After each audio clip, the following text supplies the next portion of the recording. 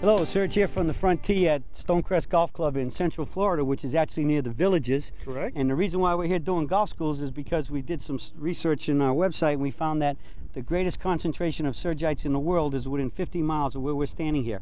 Correct. And so we put out a special mailer to them about golf schools and stuff, and we pretty much almost filled up today's, and we got good classes the next 3 days, so we're doing 4 one-day schools here.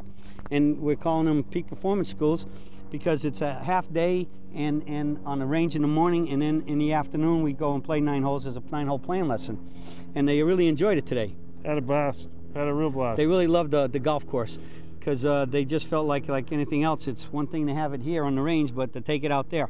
And so we took them out there, and we found out that all of you that watch us on all the schools we do, and we do the updates.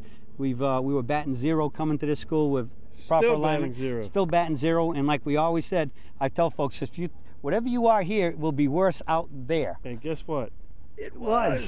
Okay. Big time. Yeah, and so we actually had when the first guy I looked at today, I said, there's a good chance you're going to have the worst right alignment award of the year.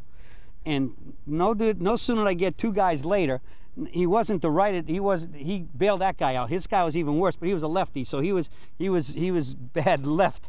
And I mean, these guys were like 100 yards off.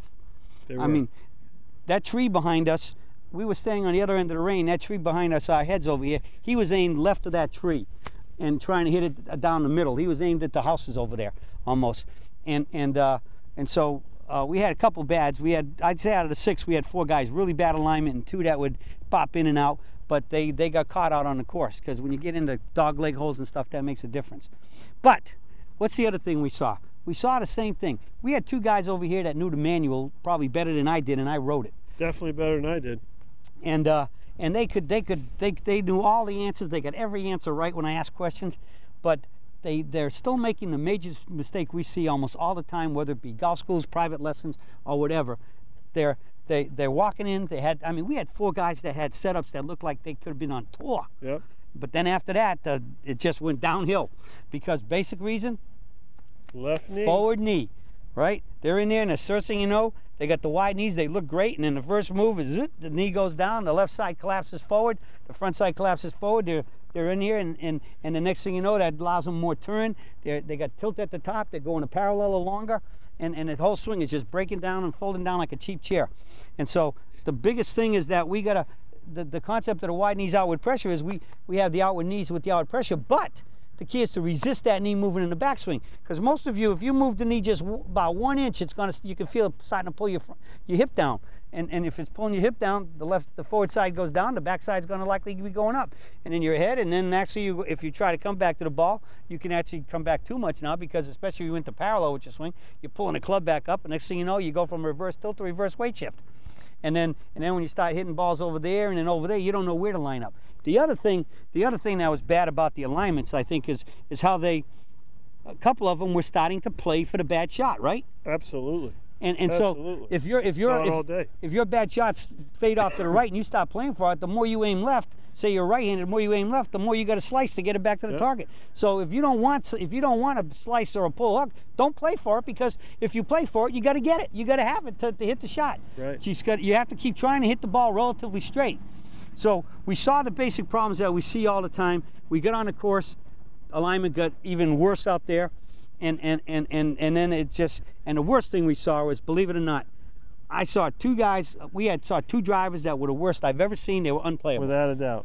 Right. One was probably 66 degrees upright, more than which that, is I think. more than a wedge. And the thing, I mean, we laid it next to, well, my driver and your driver, and it was probably 15 to 20 degrees more upright. Yeah. And he was a short guy. He was the shortest guy we had. And then he also told us that he cut it down an inch. So think about what it would have been at 45. Yeah, he might have cut it down more than an inch. And so his driver was way too high. The right lie, when I put it next to my driver, if that was my driver, his was over here. There was that much difference. You could have put like four quarters stacked on the toe, underneath the toe. Under the toe. I mean, his toe. It was sitting at the end of the hosel. And he was wondering why it was snapped. And I mean, the toe was so stuck up. And then another guy had a driver that had to be 8 to 10 degrees hooked. There was no way he could set the club down square to the target and step up into a ball and have any chance of being in a setup where his hands would have been proper to make a swing. And so consequently, he had all the clubs in his bag shut. And so both of those guys, I said, your drivers, they were unplayable.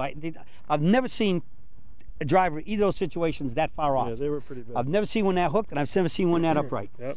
And I mean, so I think once we stopped them from hitting the driver, just hit 3-woods off the tee, they start hitting the ball better. So again, at some point in time, especially when you get to your woods, folks, if you're hitting them awful and there's nothing you can do with it, and you're hitting other clubs pretty good, it might not be the Indian, it might be the arrow. Get to a fitter and get them checked, or at least just have your pro look at it. I think any pro that just had even one eye open would have seen that both of those clubs had to be off. Yep. And so with that, I guess we can just say that it's great to see students come here, Sergites come here. They know everything, and they're trying really hard. Like I said, we had so many good setups, pretty much good setups out of except for the alignment. But after that, I mean, they were really, really good setups. They knew what they were trying to do, but they just really weren't achieving it completely. And the big things were when that knee collapses and they overswing, it gives them an overturn, and that's where the swing goes helter skelter. Yeah. And so the big thing is keep the knees quiet and try to keep it 3/4, and I mean straight back, straight through, and you're going to hit it solid and straight. Correct. Let's do that. Yeah, that's good. So from Dave and Don, and we'll be coming back to you from here tomorrow and the next day and the next day.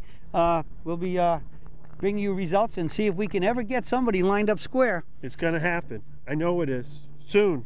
Hopefully soon, tomorrow, we'll see. All right. But you'll find out when we come back to you tomorrow. So from Dave and Don from Central Florida here, was a great day, sunny, low humidity, just a breeze, perfect day to play golf. It was awesome. That's it for today, and we'll be talking to you soon.